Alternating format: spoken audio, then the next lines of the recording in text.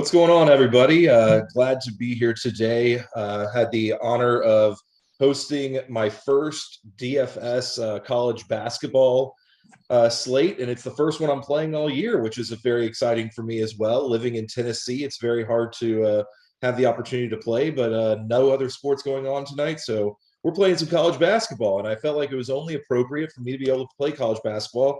I needed to learn from the three best here. I got Tony here, Big T.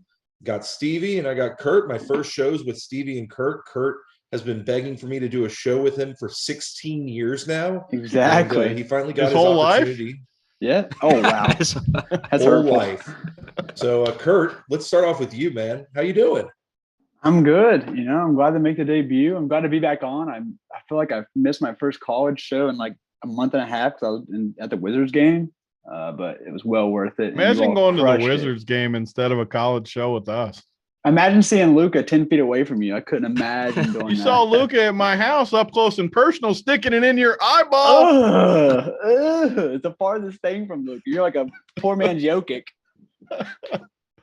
All right. Well, Kurt, I was also informed by HR that there had to be a host on whenever you were on as well. So that is the other reason I am in here is HR has told me very clearly that there had to be a host whenever Kurt's on here. If you see him bouncing, by the way, that is not his having any type of earthquake issues at his house or anything like that. He is sitting on a medicine ball looking through his iPad. Is it an iPad today? Yeah, laptop was dead. So laptop was dead. So Kurt's ready for the show. He's Kurt is ready on the show from an iPad on the medicine ball with the bench, but with the twin size bed behind him. Still winners. Don't matter. Never lost. With the twin bed.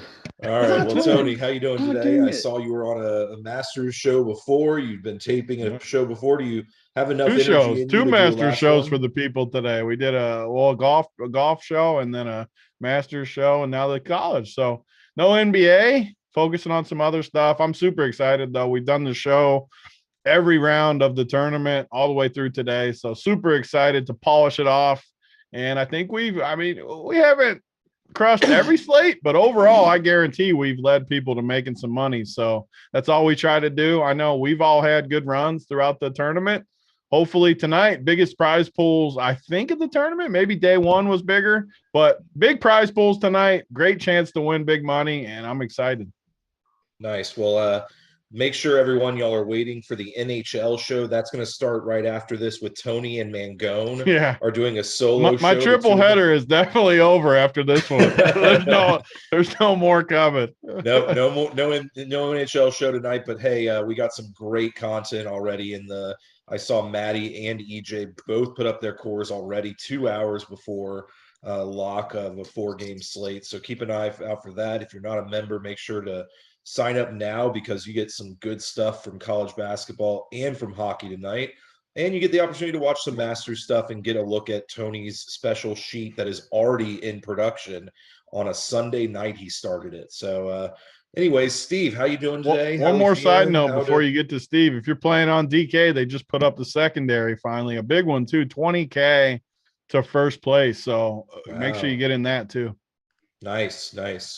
Stevie, how you doing? Let's talk about the Final Four also. Talk about how you're doing, how your weekend was, and let's talk about those 2 games that happened on Saturday.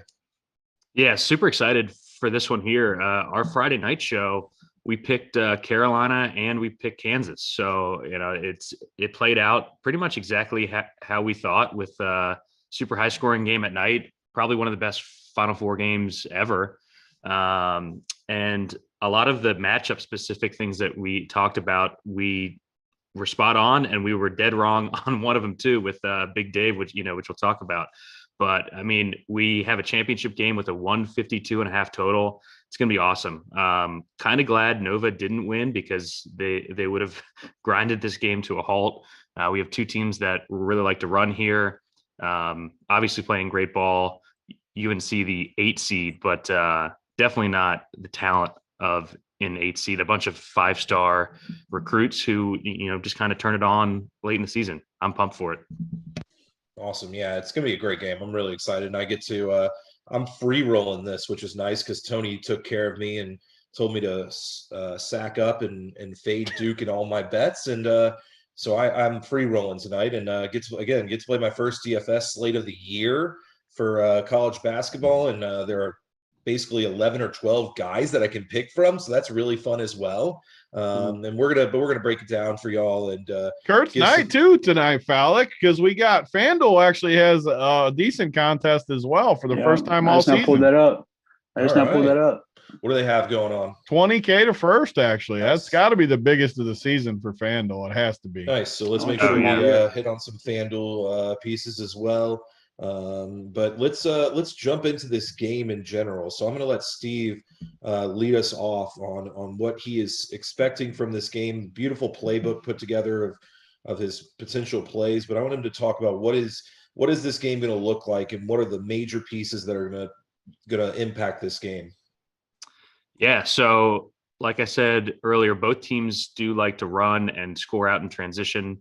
Both teams top 60 in pace all season. Kansas has played a little slower in the tournament, but we've seen basically every round UNC kind of forces you to play at their pace because they're going to allow you to take pretty good shots, and they take shots super early in the possession. There's some interesting matchup kind of things that we have to talk about here. One big thing on the Saturday show was who Leaky Black of Carolina is going to cover. We kind of came to the conclusion that he was going to cover AJ Griffin. He held Griffin, who was pretty popular on the slate, to 1 of 7 from the field. I think he covers Ncaa Agbaji from Kansas in this game, who, if you watch the KU Villanova game on Saturday, just couldn't miss. He was 6 of 7 from 3. Leaky Black, one of the best perimeter defenders in the entire country. And we see Agbaji pretty expensive here. So I think that that's a stand that I'm going to make. He's pretty scoring reliant. So I think that that'll be important. And probably the biggest news of the entire game, we saw Armando Bacot kind of tweak his ankle at the end of last game, soldiered through it. He says he's good to go. I think he'll be full go here. He was just freaking dominant. 21 boards, I think he ended up with. Man, I think he's been the best player in the entire tournament. I've got a most outstanding player feature on him at like 25 to 1 or something. Hopefully I'm hoping that they win to cash that. I actually think UNC does win this game. They are +4 or +4.5, depending on where you look. We played them plus the money, and on the money line on Saturday, I'm going to do the same here. Bart Torvik, which is like a advanced stat site for college basketball, you can rank or you can sort based on like time periods. So since March 1st, they have UNC as the number 1 team in the entire country, Kansas 4th. The big concern with UNC coming into the tournament was their defense, but they've got them as the 6th best defensive team since March 1st. So I think we see a lot of possessions. I think we see a lot of scoring, and I personally think that UNC and Hubert Davis is going to take it all down his first year at North Carolina. Nice. So I like playing a little game. So I'm interested in knowing who number 2 and 3 are. So Kurt, who do you think number 2 and 3 are? And I'll let Steve have that ready for us. But who do you think number 2 and number 3 are in those numbers? If I had to guess, since March 1st, I'm gonna go Tech. Has to be Tech, right? And give me another tournament team. One of them isn't a tournament team, actually, so it's gonna be tough. Texas Tech, A&M. Texas Tech is 3rd, just because they were so dominant at the end of the year. Yeah, a non-tournament team was the 2nd best team. That's what I'm saying. What the hell? Is it A&M? No, it's a non-tournament team because they only played 2 games and they dominated both of them. Oh. But as far as tournament teams, it's UNC, Texas Tech, Kansas, Tennessee, who we saw have that awesome run in the SEC tournament, Houston, and Virginia Tech. Got it. Yep. All right. Well, let's run over to Tony. And Tony, give me your thoughts on this game. What is it? What do you see scripting out and stuff like that for tonight? Yeah, I mean, we've been on Carolina the whole tournament, really since the ACC. When I saw them only playing 5 guys, I just thought they're just better than people thought they were. It's one of the things the seeding does. Like, it makes people think that a team is more of an upset than it actually is. I mean, I didn't even understand the spread versus Duke. I watched the last Coach K game at Cameron. Carolina dominated them, and then for some reason Duke comes out and they're given 4.5 in that last game, and it just didn't make sense to me. Like, if I thought it was going to be a good game, and it played out basically how I thought it would. The one possession game for the most part, back and forth. It should have been close to a pick, kind of how I think tonight's game goes, where yeah, Kansas has been playing incredible too, and they pounded that poor Villanova team shorthanded. But I think this game goes either way. I mean, it's going to be up and down, high paced, like we like. I think we see points. I think both teams will be able to get what they want on offense for the most part. So I'm excited. I'm still riding with Carolina though with Steve. They've treated me well. I just think their 5 guys are the best team in the country, and I love how they play. Just 5 of them outside of foul trouble and quick breathers here and there. I love that. I've always said the most overrated thing in all of basketball is depth. I think it's extremely overrated, and it always used to even bother me with my Nuggets in the NBA just being too deep. I like only having 5 guys. Let me play my best 5.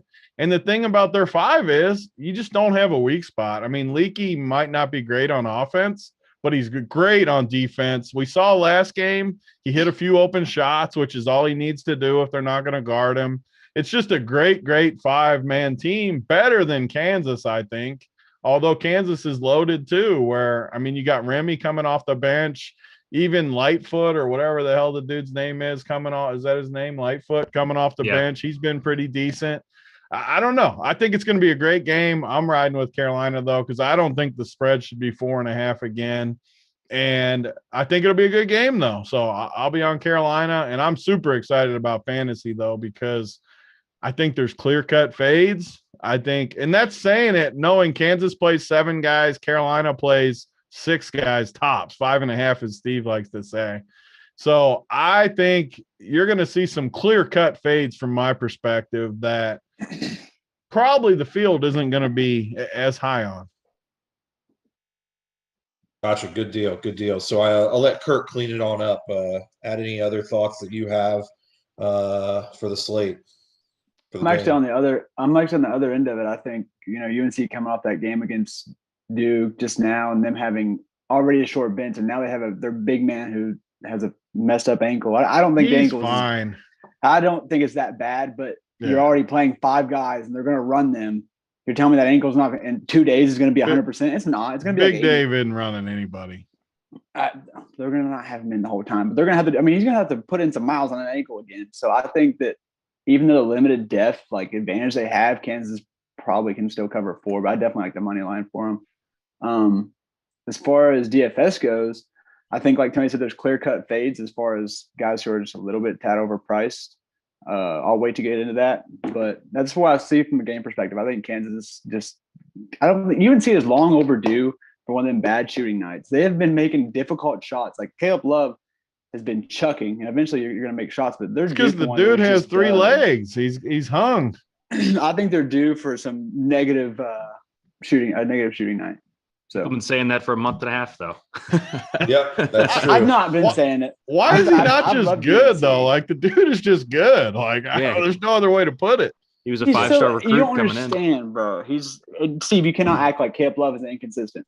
The Yeah, dude's one of the most like, inconsistent players in 2 years. Who cares what he was doing in November in Virginia? Like I don't care. I don't care what he was doing in those games. Career, he's due for a bad game. He's not just going to be amazing. Definitely. That's what I'm saying. Yeah. And you used to make fun of me when I would roster him on our teams. Yeah, things change. That was before he was taking 20 shots a game. And playing 40 minutes and shooting every big shot and trotting 3 legs the whole game. I'm watching these Dave McCormick highlights. Jesus Christ. Oh, don't do that to yourself. I know. Oh, my Lord. So it pissed me off so bad, too, last game. I don't think UNC is going to make this mistake. Villanova did not make him guard. That's what we were saying on the show. Yeah. They weren't making him guard. Carolina's going to make him guard. Make no mistake about that. Yeah, they're going to pick and roll him to death in this game. For sure. So I'll make Simon break the tie in a second, and I'm picking Kansas to win this as well. I'm going with the upperclassmen. They got a lot of super seniors. They got the seniors and all the older guys ready to take this down, in my opinion. So give me Kansas. I think Bill Self this is going to be his last championship. I think it's going to be a few more years, and he'll be wrapping up his career. But give me Kansas. So Simon, you can message us and let us know who you're picking, so we can at least have There's a no way tiebreaker on the Simon's show. watched any college hoop. He can still be the tiebreaker, though. Yeah. So before he'll take Kansas. All right. I like being in the minority.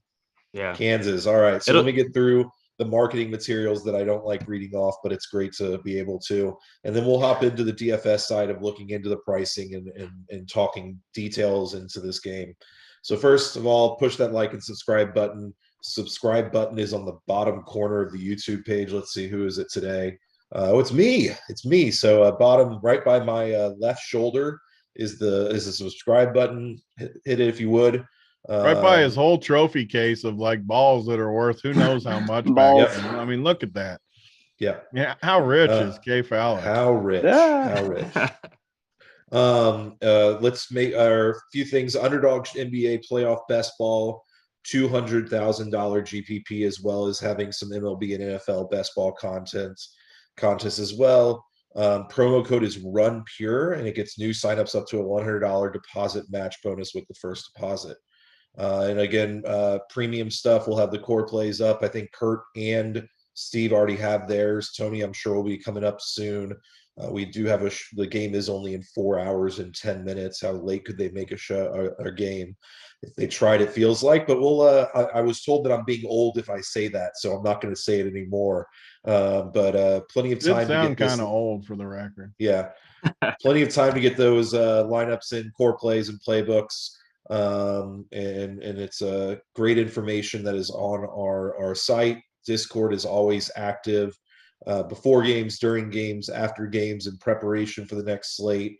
NBA's got a massive slate tomorrow, Millie Maker, that I'll be involved in on DraftKings, and I know that there'll be a lot of conversation about how we're going to attack that slate right after this college basketball slate ends, for sure. All right, so let's jump into the plays, as we like to say. It's Kurt and Tony at least know the plays time is up. The plays. So let's run over to Tony first to talk through his thoughts with the UNC squad tonight. Give us some thoughts on your favorite plays from North Carolina, guys you're fading, underweight on, etc. Yeah, I one of the reasons I've liked Carolina this whole tournament is just how easy I think they are to project. And it just makes it nice when they're literally only going to play 5 guys. You don't have to worry about anybody else. So I don't know. The key part for tonight's going to be captain. I mean, everyone's going to see Love's price where he's just too cheap. And if you put Love in the captain, it's just you can really fit whatever you want for the most part. So it's going to be one of those slates where I think you have to do something different, which could even mean just leaving salary type thing. We talk about this a ton in the showdowns, but it's just hard when you can get anything you want on this slate. Like, you don't need to go down and play the Puff Johnson. So right away, I'll say only 5 Carolina guys in my player pool. I'm not going to play Leaky Black in the captain either. He just doesn't. He's fine as a utility. I mean, if you're playing a bunch of teams, sure. I mean, he's got hold on a second, last couple games. He was really good last game and got 24 fantasy points, 27, 22. He's had one bad game in the tournament versus UCLA, who is honestly just a great defense and bad matchup for Leaky all the way around. So he'd be my 5th best, but then it gets hard with these top 4 guys, really. Like, I think Caleb Love obviously has been the best, and his price is the best, besides Baycott, who is just the man. Like Steve said, best player in the tournament, best player in the country, honestly, the last probably 2 months. So just incredible. But Love still, when you factor in the price of being that much cheaper, is who I would consider the best play. So then we have to talk about just how to be different, because man, these four guys are just incredible plays. So me personally, I'm going to want at least three of those four on every team, every team I make between RJ Davis, Love, Manic, and Baycott. I need three, if not four, on all of my teams because they're going to play the whole game outside of foul trouble, which we can make some teams as we go to talk about what foul trouble means and who benefits. But I think Kansas is going to be more of the side where I'll go more that direction, whereas Carolina, I just don't see it unless they get in crazy, crazy foul trouble. So for me, I want three of those four. I would rank them Love, Baycott. I guess RJ and Manic would be fourth, but I mean, honestly, all four of them are great plays. It's splitting hairs. I think RJ Davis is a phenomenal pivot off of Caleb Love just because of ownership. RJ Davis was amazing in that last game too. Yep. It was just Caleb Love took over in the second half. Yeah. Unreal first half by RJ Davis for sure. Just unreal first. They're just good. I mean, I don't see any way to not play three or four of these guys. I don't see any way around it. Yep, absolutely. So Kurt, I know that this is an opportunity for you, and this is my first show being on with you, but I have a feeling that you love being able to mess with these names a little bit for UNC. They have like the elite Kurt mess around names between Leakies and Blacks and Baycotts and what else do we got? We got Puff. Don't forget about Puff. Baycott. I just looked on their roster, and they got a guy named Dew. D-U-W-E, I guess would be Dew, or it's Dewey. So, Kurt, talk us through this UNC squad. So I'm actually going I do want more Davis tonight than Love. Like I said, I'm going to be the grumpy old man. I just think that Love is due for one of those games. I love a guy who can shoot 20 times. That's usually my type of play. But I want to get any leverage I can get on the slate. And going more Davis over Love is just how I'm going to do it tonight. I think Davis has better rebounding upside and stuff like that. I just think Love's due for a bad game. So I'm going to take Davis. I don't think I'm going to play the whole Baycott injury thing, even though I talked it up. I'm just going to still go heavy Baycott. I think Manning will have a bounce back game here because even though Jalen Wilson has upped his defense lately, teams were kind of attacking him early on in the year. I think Manning will may be able to make like 4 or 5 threes in this game. I hope his rebounding rates come back up a little bit after last game where he only got 4 and he killed my prop I had with him. So I'm going to be a little bit overexposed to Manic, even though he's overpriced, just for a bounce back game. And then I'm not going to have Puff in my pool because he will come in for Baycott if something happens, like fouls. But man, and Leaky Black, 5K for a guy who you don't really need the scoring. Like the dude's getting 6 points and he's putting up 25 fantasy points. God forbid he gets hot and makes 10 points. I mean, come on. The easy play, 5,200. And I'm not playing the other guys. So that's UNC. All right. So Steve, I'll let you wrap it up and then we'll play a few scenarios of what happens with UNC if this happens before we hop on to Kansas. So Steve, give your initial thoughts on this UNC squad. Yeah, kind of the same thoughts I've had on them the entire tournament because they haven't really changed the pricing. Love is just way too cheap. 32% shot share last 3. He's taken 24, 17, and 20 shots. He doesn't do as much on the periphery as Kurt said. So, he is more scoring reliant, but the price is just so good. Depending on what type of contest you're in, though, getting away from him, I think you can go to Baycott captain. I think that if you do that, there are ways to play him without having to play like a Puff Johnson or a guy who might play 6 minutes. So I do think that's viable. I disagree a little bit with Kurt on Manic being overpriced. I think that his price is just fine. 38 plus in their last 3 games. He's not going to come off the court. We saw him not get as many rebounds against Duke. They were basically just trying to pull Paulo away from the basket. I think his rebounds go up here. Like you said, he's going to be guarded by Jalen Wilson, who's easily Kansas's worst defender. So I really like Manic here. I'm probably going to play for UNC on my main team. So I just feel confident in their minutes and their usage more than I am with the KU guys. And I mean, for the last 2 months, if you've been following along, we've thought that the Kansas studs have been overpriced, and I'm going to continue to play it that way. All right. Well, that's our UNC breakdown. I'm going to throw out a few different scenarios that I want y'all to talk through. I'm not going to throw it off to anybody. I'm just going to let y'all discuss it.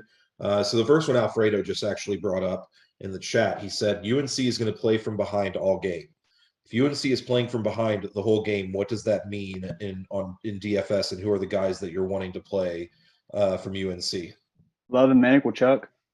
Yeah, I mean, I think those questions are UNC's bad though. Like, don't even like those questions are bad. Like, first of all, how do you know they're going to play from behind? And trying it's not like they're going to be. It's not Tony. football. Like basketball, they're going to play the same way. Like they're not going going to play their five guys the entire game. It doesn't matter what happens. I think. Yeah. Correct. Okay. Yeah. The only way. Let's talk foul trouble. Yep. All right. So 2 fouls early in the game. What happens to each of these different 5 that UNC throws out? Yeah. So Puff comes in for all of them, or I think Puff comes in for Baycott. I think the guards play through fouls. The great thing about UNC is their starters just don't foul. I think they're like bottom 15 in the country in foul rate pretty much across the board. Manic, I'm not sure, has been in foul trouble the entire season. Love has one of the lowest foul rates in the country. But if it does happen, I just think that they play through it. I think that Hubert knows that if he plays anyone besides these 5 guys more than 10 minutes, they're going to lose this game. I mean, it's something that I would take into account if I was like maxing the tournament. But I mean, I haven't played a UNC bench guy all season, and I'm probably not going to start now. I think Puff, he'll probably play 8 to 10 minutes. But I think I like, DeJuan Harris a lot more on the KU side, who's not, I mean, he's not super cheap, but I don't think that you need to go down to Puff Johnson, just kind of playing around with the lineups that I like, which are going to be Carolina focused personally. All right, Tony, you throwing 150 in? Yep, I'll have 150 on both sites now that FanDuel is up. Yeah, okay. And I mean, I agree with Stevie though. Just building the teams. I mean, you just don't, like always. I'm going to let the optimizer dictate it for sure. I'm going to put in my projections like I always do, and I'm going to under project the shit out of even Puff. I mean, Puff. You look around the industry, he's going to be projected for like 7 or something. I'm not even going to give him that. Like, I'm going to basically give Puff, like, the only way he's going to hit my builds is if I just have all the, like, top dudes in there and it just happens to be that build. That's not my preferred build, though. I doubt he even hits many of my builds at all because the mid-range is so good with these. Even Leaky Black, like, I know he's not great on offense, but he's so much better fantasy-wise than Puff, and he's not that much more expensive. I mean, sure, 1,200, 5,200 feels different, but all that requires you to do is go from Oche to Big Dave or something, like, to do it. Like, I'm just going to do that. So, for me, I want to stick, like Steve said, with these main dudes. If they get in foul trouble and I lose, like so be it. I'm okay with that. The only other guy I'll even have in any teams is Styles, just because we saw in the Baylor game when something weird happened. He played 25 minutes. I know it went overtime and stuff too, but just because I got 100, I'm going to under project the shit out of him too, by the way. But I'll have a few shares of my 150 just in case something weird happens. Yeah, it's just such a unique team. Like the coach knows that he wants to play these 5 guys. I think they play through foul trouble. We've seen them play through foul trouble in this tournament, even Baycott. So they're so smart with it too. Like you saw Baycott last game. He gave up at least 3 or 4 layups to Big Dave just because he didn't want to foul, which is great. It's great fantasy wise. I just did the slate is so freaking easy tonight. Like, don't overcomplicate it. Kurt? So I think, I mean, say if we say like Steve said, they're going to play through it, but if these guards get in severe foul trouble, it's going to be Styles. The 1, 2, 3 is going to be Styles that comes in for him. I don't like playing that narrative because I don't like Styles as a player. I'd rather just play the other narrative where if Baycott gets hurt again or gets in foul trouble or if Manny gets in foul trouble severely, I'd rather just play that narrative and play Puff because I think Puff's better. I think Puff actually is aggressive when he comes. And you saw him come in for 2 seconds the other day for when Baycott got hurt. The dude got the ball and immediately went to the basket. I want a guy like that. I don't want Styles who will be sometimes the corner stander. So I'd rather play the narrative that Baycott either nicks his ankle or he gets in foul trouble or Manic does have some type of Manic. So that's how I'm handling the foul trouble there. But like Steve said, they're mostly played through it. But God forbid if it's a tight game, like Leaky plays defense. So like if they're calling the game terribly, like Leaky can get in severe foul trouble. But I'm not playing Styles still. Okay. So just a question, if you're playing Puff, can you play both of the North Carolina bigs with Puff, or should you only be playing 2 of those 3?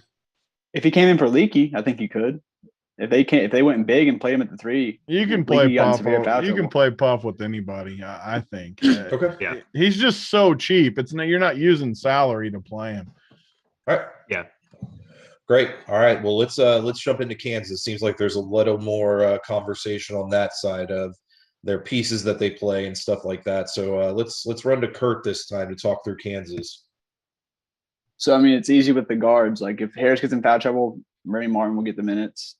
If any of the guards get in foul, if Remy Martin or Harris, with the bigs, it's going to be Lightfoot. But if Kurt, we haven't talked about Kansas yet, so talk about Kansas in general. Give us your. Oh, I thought we were going to foul trouble. I'm sorry. No. Oh, okay. Oh, well, all right. Jalen Wilson is my boy. I called him like I said I was going to be my most owned as a kind of a risky guy last week. The dude went off. He's still like missing easy buckets, and he's on triple double watch almost. His rebounding is just insane right now, and he's still like missing like these easy layups. He's not finishing, or these threes. He's wide open. And he's missing them, and it's like if he put that together, oh my gosh, he could have a monster score. He's my favorite captain tonight by far. I think he's going to be the second or third highest owned, so I want to get above that by captaining him. I think it lets me go everyone comfortably with his price as well. I'm also going to be really high on Martin. My main team in GPPs actually had Remy as captain, and I have seen him as 20% owned. So I'm going really off the wall there. Don't care what anyone says about it. The dude, you can't tell me you don't think Remy could possibly, in a scenario, be the highest scorer on the slate. You can't say that. I mean, because it's possible. So I want to go that route. McCormick, earlier in the day, I wanted to just be like, no, I'm not going to do it. I'm going to get leverage by going super low. But the highlights are on, and it's like if he just stays out of foul trouble, he'll match almost all of Baycott's minutes ish, besides like 10. I'm not playing Charles Braun. I'm not playing much Agbaji either. On FanDuel, I'm playing Braun, but I'm not. Like Tony said, like Agbaji went off the first 3 minutes of the game and still finished with 25. Leaky's going to be on him. I just want to get above 30, 40, 50% of the field and not play him hardly at all. Braun will have the best matchup because I think he'll have he'll have Love on him, and Love will be spending all his. Yeah. So I mean, he'll have the best matchup, but the dude's just not aggressive. He's terrified to shoot the 3 right now. Basically, he got a little bit of confidence because he saw Agbaji going ham in the Villanova game, but the dude just does not want to shoot threes. He's been playing terrible, but the matchup's really good, and no one really likes him. So that's where I'm at. All right, Steve, want to give your thoughts on Kansas for us? Yeah, I'll just go down the list. So Agbaji's the most expensive. Him and Christian Brown have been priced here basically since early January so Kansas had a bunch of injuries early and the entire team was Ochai and Christian Brown. So they smashed like for 2 straight months, and they haven't really had any duds since then, but they have not like smashed one slate since early January. So they haven't reduced their price enough because, they keep putting up 20, 25, no real huge busts. But I think Agbaji is definitely my easiest fade of this slate. Like Kurt said, I think Leaky's going to be on him. His shot volume has been down. He's averaging under 10 attempts per game last 3. And I mean, he's more expensive than Manic. He's way more than the UNC guards. I think he's the worst play on the slate. He's coming off a game where he was 6 of 7 from 3. And like Tony said, his peripheral upside isn't there for him to smash unless he scores like 25 plus real points, which he could do in this game. They do have an 80 team total, but you have to take stands somewhere. I'm not playing him. Christian Brown, I really like his points prop is at 11.5. I bet that this morning. He's basically the opposite. So his peripherals are awesome. 18% rebound, 25% assist rates last three. And with Leaky on Agbaji, I think guys like Brown and Wilson get more shots in this game. So I do like him a lot, especially getting the discount from Ncaa. I'm with Kurt. Jalen Wilson's definitely my favorite play on the Kansas side. Man, his rates have just exploded in the tournament. What's he at? 21% shot rate, 31% rebound rate, 19% assist rate. He's going to have Brady Manick on him the entire game. UNC's worst defender. I really like him. His price is great. And then you have Remy at 9.9. I was on him the first couple rounds of the tournament. I think that Kansas has played their best the last couple games, especially defensively without him on the floor, which really, really concerns me. His minutes were down against Villanova just because Harris is such a better defender. I like Harris a lot more than Remy, and you do get the huge discount. I think Harris is the way that you afford a Baycott captain team. And then, I mean, the elephant in the room is Big Dave. He just took a big steamy shit on us on Saturday. Like Tony said, we thought they would ball screen him to death, and they just didn't. And what happens with Dave is if he struggles early, they'll pull him and he has terrible games. But if he gets out hot, like we saw, Self just kind of rides him. This is a much tougher matchup. Baycott's really good defensively in the post, but his price is so cheap here. I mean, he doesn't have to play 29 minutes to get there at this price. If he plays 22, he can get there. So it's kind of a weird thing because it's a worse matchup here, but I like him more just because of the price and kind of the way he fits lineups. So I know I kind of rambled there, but those are my thoughts on the 6 guys that I think are in play for Kansas. Perfect. Tony, wrap up Kansas. Give us your thoughts. Yeah, I think Kansas, much like this whole game, is just insanely easy. And while they were talking, I ran my numbers and just wanted to see kind of where the teams were falling and stuff just to talk more about it. But yeah, like Brown, is that how you pronounce his name? Brown? It's Brown. Dude, it has to be the easiest fade on the slate for me. And again, I'm playing 150 teams. It's a showdown slate. There's like 10 dudes to choose from. So if somehow I end up with a team that Brown ships for me, don't be sending me messages on Twitter like, you said to fade him. I promise you on my main teams, I'm not playing the guy. But I underprojected the shit out of him. I projected him for only like 24 fantasy points, which is way lower than the industry. And he still hits on like 20% of my teams just because there's not enough combos. So don't get mad at me if he somehow ships on one of mine. But just in general, I think he's a terrible play. And Ncaa too, I think is a bad play as well. They're just too expensive. I mean, they're the same price as Manick, more expensive than RJ and Love and Wilson and even Remy and Big Dave. I mean, they're just not that much better. So in general, super easy fades from me there. I'm with these guys. Jalen Wilson, definitely the best play on Kansas. He just looks NBA talent-wise ready. He just looks like their best guy. It's that simple. So I'm going to be super heavy on him. Big Dave, I agree. I mean, I hate big stiffs. Everyone that's watched my content over the years knows that. But I do think this is a good spot for him because what we talked about earlier, Baycott, he might be good on D, but what happens when he gets one foul early? Then all of a sudden, Big Dave gets easy buckets, and it just doesn't – Carolina doesn't want to foul, which is going to mean easy buckets for some of these Kansas guys, which is a dream fantasy-wise because that should help Jalen Wilson and Big Dave the most, honestly, because they're going to be in there grinding and getting those trash points too. The one pushback from me, though, last game, our boy Gavin talked us into Harris. I was all about it because of how Villanova plays. This game, I'm going back to Remy, though. I'm flipping back to Remy. I think I want more offense in this spot. I'm going to not play as much Harris. I still am going to have some, again, because there's no dudes to choose from. I mean, there's literally 10 guys in my player pool. So I'm going back Remy. I think he's sneaky tonight too. If this game gets into a shootout, which I think it will, I could see Remy bouncing back a little bit here with a big game. And I don't know. I feel like this slate is beyond cut and dry. It just feels extremely easy to me. And who's going to be the dark horse though that gets someone all the way to the winner's circle is going to be the question. All right. Well, let's any dark horses that you see for Kansas, Tony?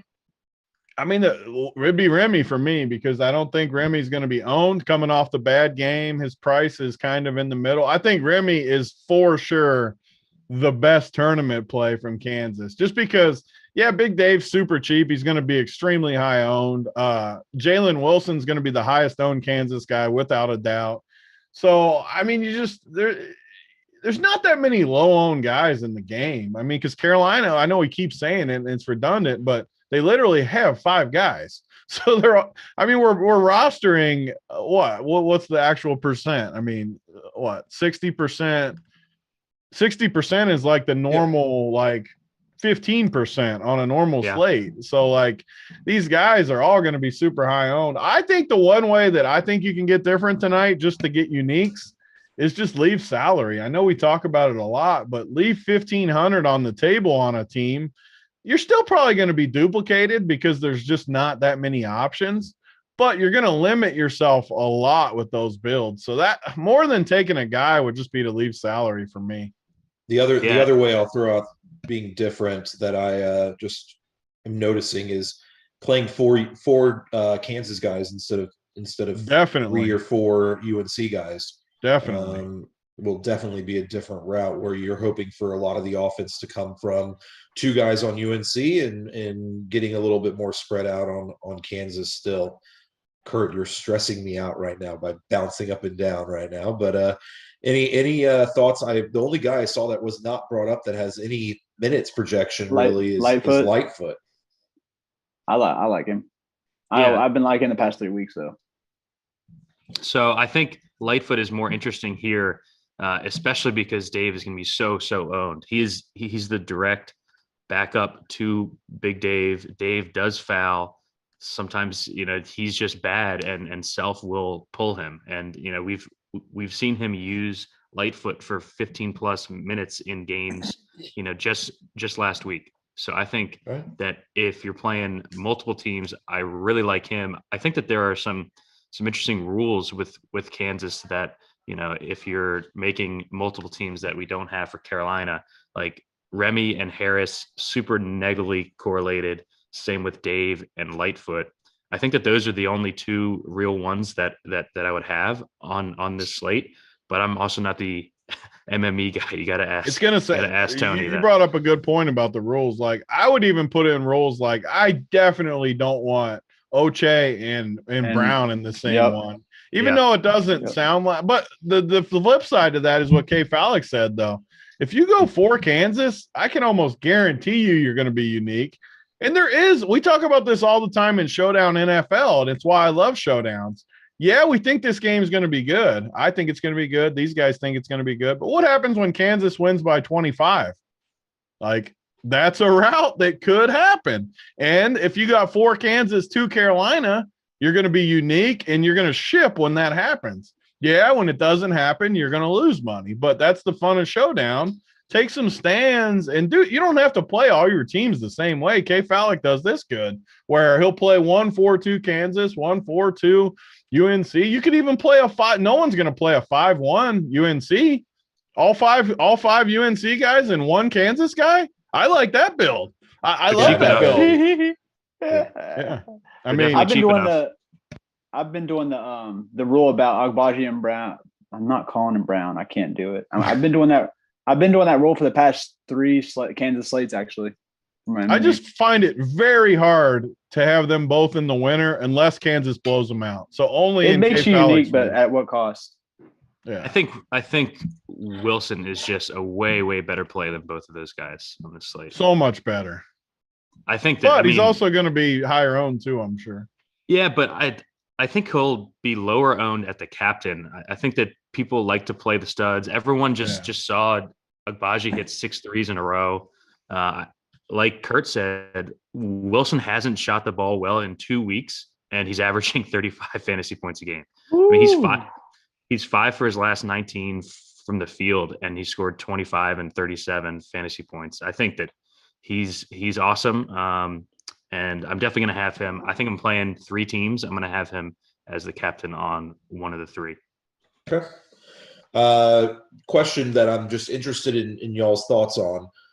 Draft stock get impacted by this game at all? And is that something that the players are thinking about at all? Like right now I'm looking at some mock drafts, and really there's only 2 Kansas guys in these mock drafts that I'm seeing in general. No UNC guys at all. Who's the second Kansas one? Oche? Yeah, well, it's Oche is going to be a lottery pick, so yeah. I'm pretty sure Jalen Wilson has to be a somewhat high pick. I right? think if no? Jalen Wilson should be, but he hasn't really been on draft radars. The second one the second one I'm seeing is Brown. Yeah. Oh God. Yeah, I think if Jalen has, I think Wilson would be a better pro than Brown. Brown sucks. I think Wilson could raise his stock a lot for him a good shooting night and continue to rebound and do everything. I think he could raise it. Yeah. I don't think in their head though. I mean, to answer your question, K-Val, like I don't think any of these dudes are going into this game tonight like, man, I need to increase my draft stock. They want to win this game. They want to play good. Make no mistake. Obviously, they want to play good, but I don't think the draft ever even crosses their mind. Yeah. Okay. Just wanted to throw out a narrative that was interested in hearing if there are any thoughts on that. All right. Any last thoughts on Kansas? Any ways to we already know the foul trouble situation there is pretty simple. If they got Lightfoot and they got Harris and Remy Martin, who are basically the guys that are splitting minutes in this situation. So any other last thoughts on Kansas that y'all have? No, I think like Tony said, we're lucky that these are the 2 teams here because we have such strong opinions on what they're going to do, and they haven't really changed throughout the tournament. So I feel pretty confident. Like I said, I did bet UNC, and I think there's some good player props too. I'm going to toss those in the Discord after the show. Okay. Are we not going to talk about the props? Well, let's first talk 5 minutes on FanDuel. I want to make sure that we've talked about the game in general, but we talked captain specifically. But let's talk a few minutes on FanDuel. So just we've talked about all of these, but FanDuel is a different setup. I don't know if Tony or Kurt, y'all want to talk about what the FanDuel setup is for college basketball Showdown or Showdown in general, and what that looks like, and what who in your opinion are the best plays on FanDuel for there honestly probably hasn't been. Kurt can answer this better than me, but there probably hasn't even been a Showdown contest. This might be the first Showdown on FanDuel of the season. If there was, it was like an extremely small one that they've run over the course of the time. Yeah. But it's going to be the same as always, though. The same strategy that we talk about on the football Showdown shows for FanDuel. You got one less guy. You got the pricing doesn't change, just like the football strategy. So you're going to want, like in college basketball, no matter what we say, like there's only like 3 or 4 guys that theoretically can score the most points in the MVP. Like Baycott becomes so much better of a play on FanDuel where what percentage of the time is he the leading scorer in this game? It's got to be at least 50%. I mean, yeah, I was going to say as far as just 40, points. Yeah, it just has to be, and you just have to take advantage of that kind of stuff on FanDuel. Just eyeballing the pricing, though. The pricing is somewhat tough, just because the Carolina Love is way expensive on FanDuel at 12.5. RJ's 11.5. Like if you play Baycott in the MVP, and any of these next guys like Love, Wilson, RJ. You're not getting that much in those last couple spots. So it's actually a tougher build, I think, than DK, which doesn't usually happen that way. I'm going to run the optimizer while these guys talk just to see what pops up. But just on the surface, it looks harder to me, honestly, which is good. Yeah, I'm seeing the same thing. It's hard to fit the UNC guys that y'all are talking about. It's hard to fit many of them in here. And like Brown, right? Like Brown, we shit on him on DK, but on FanDuel, he's in play. He's only 500 more than he's 500 less than Big Dave. He's only 1K more than Remy. Like 15. He's only 1,500 more than Harris. So, like, First we thing I didn't saw. like him on DK, but you have to like him a little bit on FanDuel just because of the price. Yep. Yep. Kurt, any FanDuel thoughts? I mean, like you said, like you're going to want to have Major Baycott in the top 2 spots, and then Brown's in play, a lot more in play. Like I would actually want to go heavy on him on FanDuel actually, because he can do a bunch of everything, and he's a little bit underpriced here. Okay. On actually, the one difference is they got Love more than Davis. So of course, if I like Davis more expensive on DK, if I like him on DK, so I definitely love him for $1,000 cheaper on FanDuel, of course. They actually priced Jalen the most expensive on FanDuel. That's actually correct, but I still going to take him. I'm not really worried about that. Yeah. Manic, it sucks not having the 3-point bonus for Manic when you know he's going to bang home 4 or 5 threes, which is leaving like 2 or 3 points on the table. But I think it's tougher to use the shitty bench guys on FanDuel because they're just priced close to the guys who are actually going to play 35 minutes. You think that until you use the optimizer, though, and when you put like Baycott, if you give him a projection over 40, and you give these other guys projections like in the 30s, low 30s even, you'd be surprised how much that like 1,500 or 2K comes in handy to get those dudes. On the surface, I agree, but that's why I wanted to run this too, just to see what it gives me. Who's got the stock up? Who's got the stock upside on in this game? Steals and blocks upside. Leaky Black for sure. Yeah, so I think Leaky's going to hit some. If you project for him to have 4 stocks in the game, he's gonna hit some plenty in that situation. You're able to go back to your 3-2 builds, because right now I'm seeing a ton of 2-3 builds. If you're putting Baycott in the MVP spot, seeing a lot of 2-3 UNC builds and getting 3 Kansas guys in there with him. So, Steve, any thoughts that you have? Yeah, I think that's a great point. I think, I just clicked through what I thought was the optimal, and it was definitely 2-3 UNC. So I think that getting that third UNC piece will definitely be different. I don't play as much on FanDuel, but I actually like their pricing here better than I like the DK pricing as far as what it should be. But I think Remy will be the highest owned guy in the utility spot, just because he's so close to the actual punt plays. I like Manic a ton here at 10-5. I would definitely play him over Big Dave. I probably wouldn't end up with any Big Dave if I played 10 lineups or something, because I think Manic, Braun, and Remy can all beat him. And I think people will click Big Dave just because of his good game last time. And like I said earlier, I don't think the matchup's great. We like him on DK because he's so cheap and he kind of makes things work. I wouldn't be going out of my way to force him on FanDuel. Great. All right, let's get some play. I see a lineup where I faded the Carolina guards. That's how tight the pricing is on FanDuel today. Yeah, and I think the Carolina guards. Just hitting the numbers, clicking the buttons, it looks like that's what is happening. Optimal. So I think I'm seeing most where it says MVP, Baycott, and the star position goes to Manic, and then plays 3 Manic. UNC guys. Is that what you're seeing, Tony? So running the numbers, these are the slates I really, really like, because I think the edge is bigger than DK. DK, I think, is crazy easy. I also think DK is going to be hard to fully ship tonight, because it's splitting hairs between a lot of those guys where, there's just a lot of guys in the same range that are going to crush. FanDuel, I think you can get more creative, and that's kind of what I was just saying to Steve when it was like these scrubs.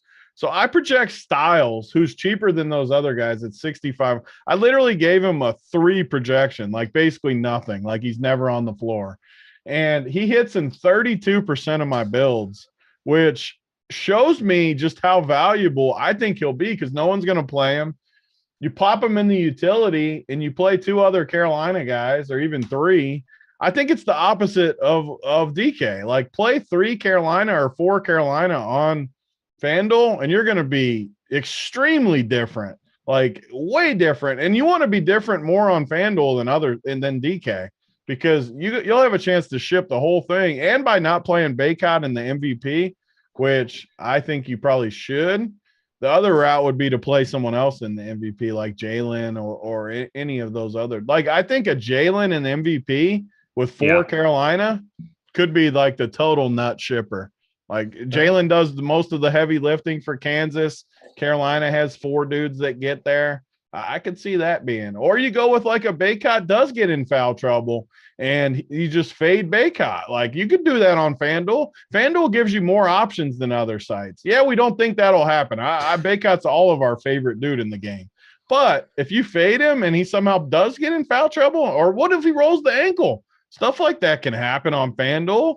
And all of a sudden, if you clear him out of there, man, you're playing a tournament. It's a freaking whatever it is, $5 tournament, $10. How much is it tonight? $10? Nine, I think. $9, and it's 20K or something up top. I mean, don't be afraid to do something like that. There's a spammer in the YouTube chat right now. It's not like an actual person, it's a bot. And it says online strips without clothing, and it's got like different emojis with it. And someone responded, Havana Haywire responded with, Kurt, stop messaging. So I'm dying right now. Yeah, that's his other YouTube account. All right. Well, it's a perfect time to transition into one more thing real quick, because the dude says last 3 games Styles had 9 minutes. No shit. That's what we're saying. I'm not saying the dude's gonna go out there and I'm not saying he's gonna give you 35 fantasy points. It's what he does for the rest of your roster. Yeah, and if you somehow get lucky, you're gonna have a chance to ship. I know he hasn't played for 2.5 points. I mean, I'm well aware that he hasn't played. All right. Well, I'm gonna do this a little different. We're gonna do plays of the day, as well as your 2 favorite player props on the slate. So let's I don't know what I only know what Tony's is named. I don't know if y'all have names for yours yet, but Kurt, you got a name for your play of the day, and I'll let you start it off. All right, Simon, fire up the tanning bed play of the day.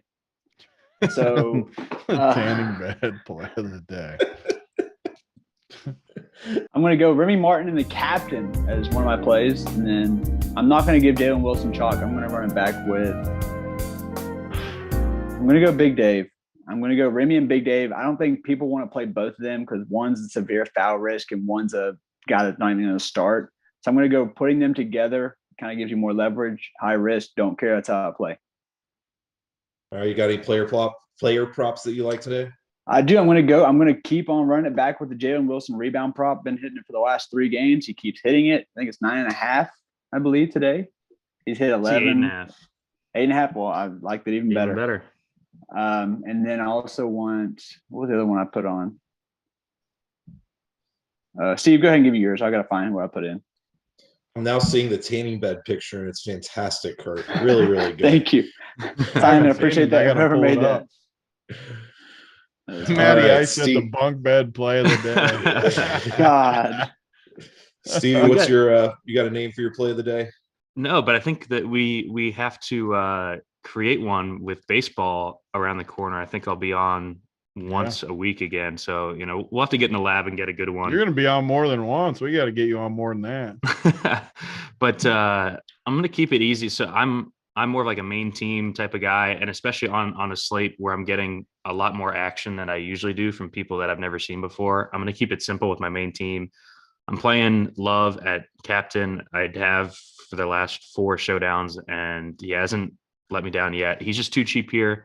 I'm going to let other people make the mistakes on like a main team. And then my 2 favorite props, I mentioned the Christian Brown over 11.5 points. I love that.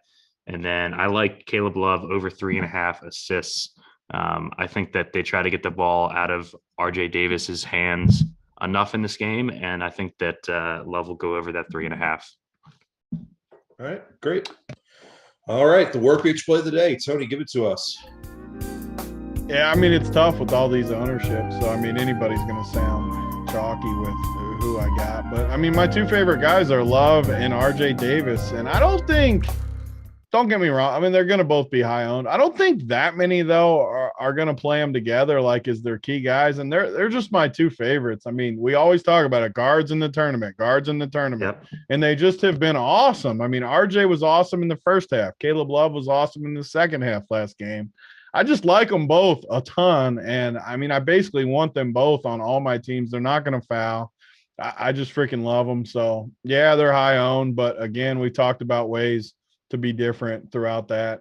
I'm going to be heavy on that. Some of the props, we hit a few big ones. Like I got killed in that Villanova game, but ended up making like 8 units on the thing because of a few props. Like, who was it? I don't remember. If you followed them though, there was like a 8-1 on Paulo, a 20-10 game, and there's a few different. There's a few good ones here too, like RJ Davis tonight. What's that?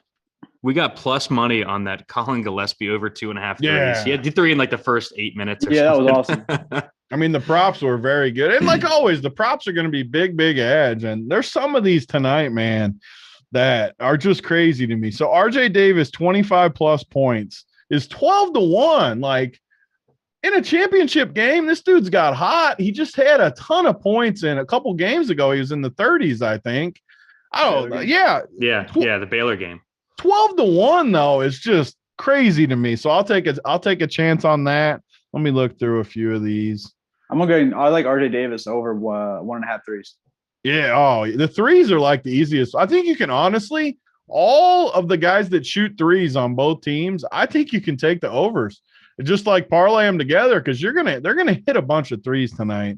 I just wanted a few of these longer shots though. So here's one I really like. Baycott and Big Dave, 30 plus rebounds is 9-1.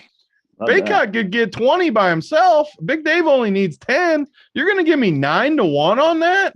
Like that's just a misprice to me. It shouldn't be that high, 9-1. Let's see if there's any other ones that stick out. You get 8-1 on a Baycott 2020 game. He's almost done that like 3 of the last 4 games. So I think you got 8-1 the stadium on that thing too. The big stadium thing. Yeah. I mean, you got them in the rebounds for that. These guys are the thing we talked about, and Gavin, I think, talked about it last show. They don't account for these guys playing 40 minutes, these props. They're treating it like regular season where they're going to play 30 minutes or 35 or whatever. You get the full 40 minutes of these guys. I just think you can pound these props. I mean, Jalen Wilson, 20 and 10. This was the Paulo one from last game. You're getting 7-1 on that. Yeah, I think he's going to get 20 and 10 tonight. So, I'm going to bet a bunch of these. Like always, I'm going to put them up on the bet sheet, everything I bet, and you'll be able to follow it over on the bet side of Run Pure. Yeah, and Tony, just real quick, since you're high on Remy, all of his props are basically priced as if he's playing 20 minutes, not 28. So like Remy over 1.5 threes is plus 175 like on that's DK. Just egregious. It's just crazy. His assist prop is 2.5. So if you think that he plays more and it's a high scoring game, I would definitely look at these Remy props. Yeah, perfect. I'm gonna end up with like 35 bets on the sheet again tonight. If you like following that kind of stuff, I guess Tennessee's doing me a favor by not allowing me to do player prop bets and only the game bets. Oh, these things are soft, man. I know. I'm kidding. Well, appreciate y'all letting me be on the show today. Huge good luck to everybody on these massive slates that are both on FanDuel and DK. I hope y'all enjoyed the show today. Let's make sure we got 3 more hours at this point to get this show out and make sure that people have the opportunity to see. Hit the like on the way out. Hit the subscribe as well. It'll make Simon very happy if you hit that subscribe button. So let's make Simon happy. Good luck to everyone. Hope you all make some good money on this slate tonight. Simon, get us on out of here.